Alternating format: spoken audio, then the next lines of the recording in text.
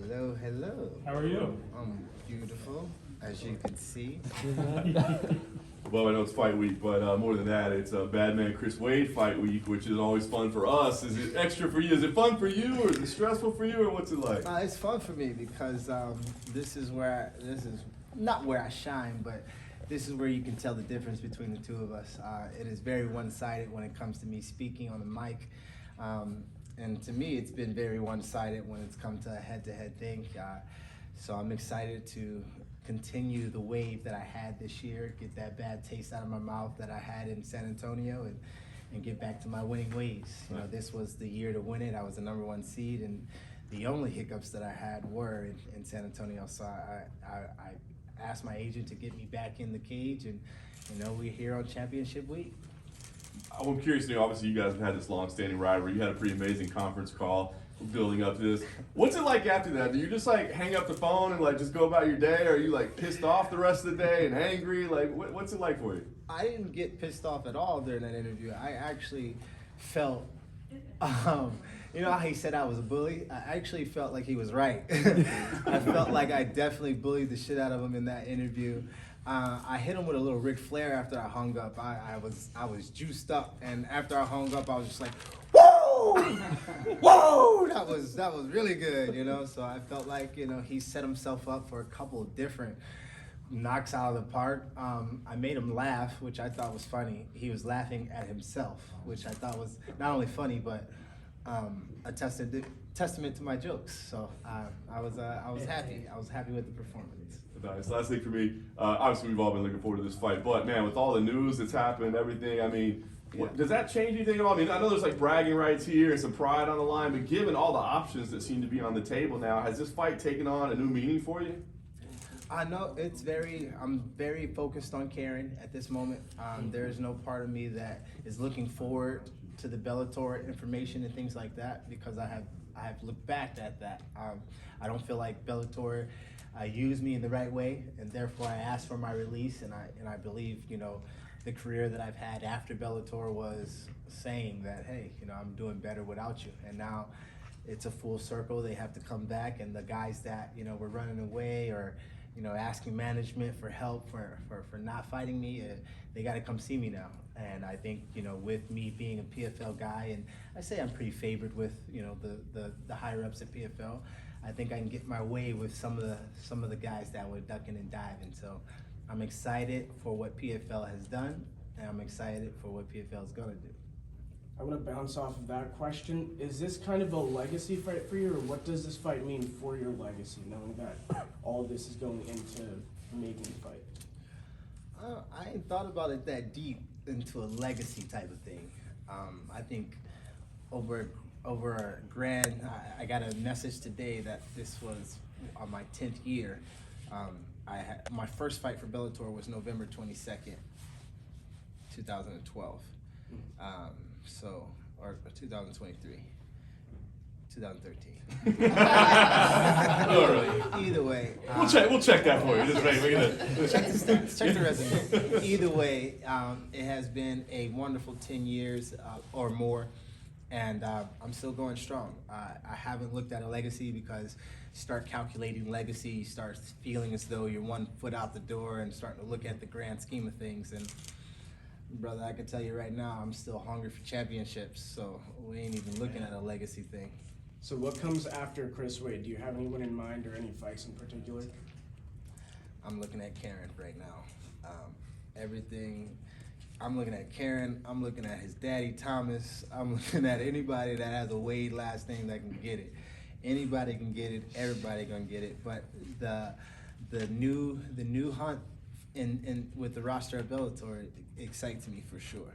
So I'm expecting to see some interesting stuff next year. Last question for me. Do you expect another fight with Chris Wade? I don't expect Chris Wade to even be in this organization. Hey, Bubba. Take us back to the beginning here. I mean, what was your first impression of Chris, and was there a specific moment where it all just went south?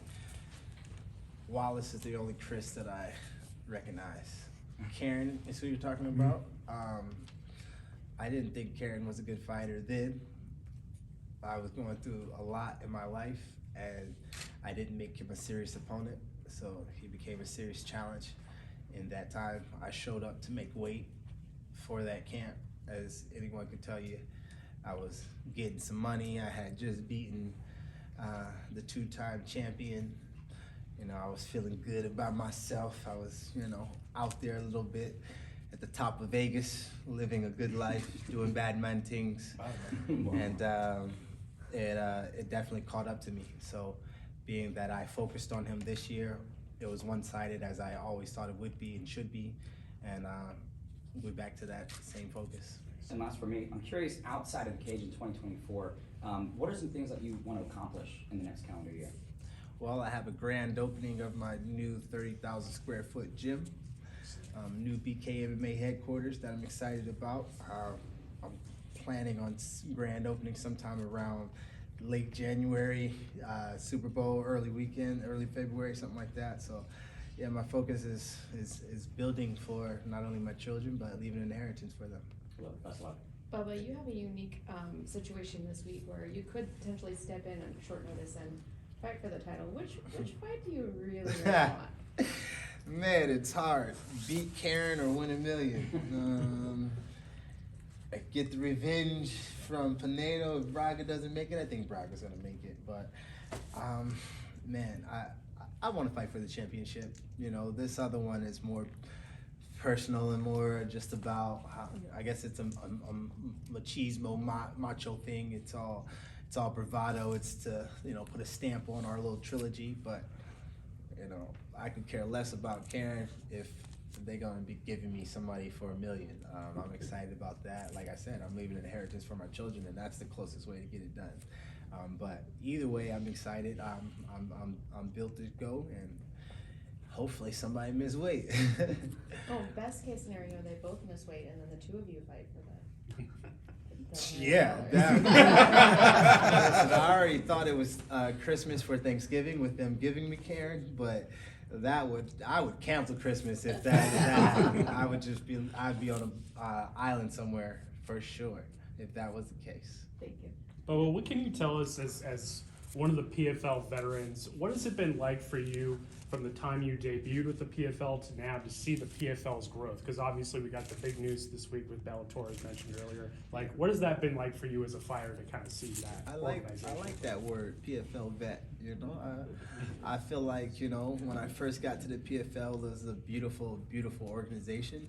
I ain't gonna say that I put the wheels on this bus that's moving, but you know, I definitely helped put some tin on it. And you know, the numbers since I've gotten here and the type of attitude and interviews and entertainment that I've brought with me to this organization, and them eating it up and allowing me to be the bad man. You know, my walkout song, I don't think anybody, y'all can challenge it, I don't think anybody got a walkout like mine. You know, I don't think anybody knows who's coming out before they see them like you do with mine. As soon as y'all hear that, da-na-na-na, y'all know what time it is. So I'm just grateful for them allowing me to be me, and I'm excited to see what they have in store when the new guys come on, and how much bigger and how much of a rivalry will be with some of the other organizations. One last thing for me, obviously with the Bellator fighters coming over and having you been through the season format a few times now, what would you say to those Bellator fighters that are thinking about getting into the season format in terms of the best way to handle the quick turnarounds and the massive activity year after year? What would you say to those that are considering? You got to be built for it tough. You got to be resilient. You got to be, you know, the race is not given to the swift. It's given to the one that endures. And there isn't another tournament like it. Even the old Bellator tournament, which I signed with them for, isn't the PFL format. This gives you the best champion in 1 year. Every year, the style, the way that all professional sports are laid out, this is the closest way to every year picking a champion, every year seeing who can be available. Best ability is availability, and you know, a lot of these guys get hurt, a lot of these guys pull out, a lot of these guys call out, a lot of these guys ask management for a way out. And with the PFL being the way that it is, it's win or go home, and there ain't no politics in it. You can't just have a good mouthpiece and get yourself in the championship, because I would have talked my way to a championship multiple times. Bubba, you're one of the biggest names in the PFL. You're a star in the cage and out of the cage now.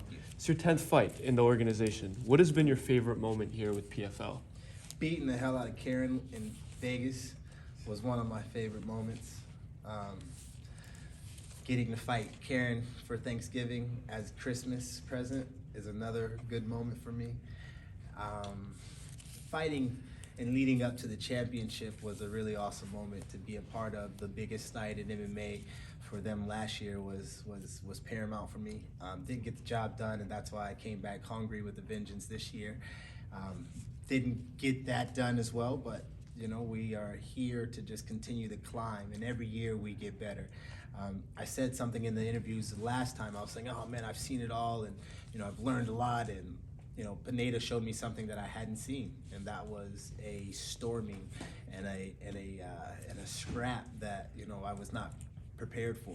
And being that he did that, I'm assuming that there will be other fights like that. I'm assuming that they'll take that recipe and try to match it, and therefore, you know, I have focused on those type of things and gotten better for it. So I'm excited about not only this performance, but future performances. Awesome. Happy Thanksgiving. Last question. Bubba, you know, obviously a lot of experience against Chris Wade. I'm just curious where you'd rank him amongst your toughest opponents. Dead ass last. That's what I'm talking about. Dead ass last. He has not been a tough opponent at all. The first fight, I beat myself. The second fight, I gyrated on his neck. It was very easy. He didn't even know what was going on. Someone had to tell him that happened. So he's not up there with toughest opponent. I would say Pinedo and Lockname. Lockname because of the durability and the smoothness and how I was biting down on that leg just to catch him. Take a kick just to give me that. Go, give it to me. And he was good enough to just, you know, mosey out of the way and hit me with another kick and kick and kick and kick. So that was tough to deal with as I'm trying to climb and get towards him, and I'm slowly hitting him, and I'm, you know, slowly getting closer, but as I got there, I just kept getting pulled away by the pain in my leg. So yeah, this year, this fight is a testament to my resilience and me rebuilding myself and getting knocked down. As you can see, I got new scars on my face that I'm actually pretty happy with. This new scar right here actually makes me look kind of Batman-like. So I'm appreciative of everything that I've been through to get to this moment, and you know, I'm excited for not only you guys to be a part of what PFL is doing and getting in the doors, but to see where we go after this. Best luck, man. Thank you. Thanks. Thanks, sir. Thank you. All right. Appreciate it. Yes, indeed. Bubba.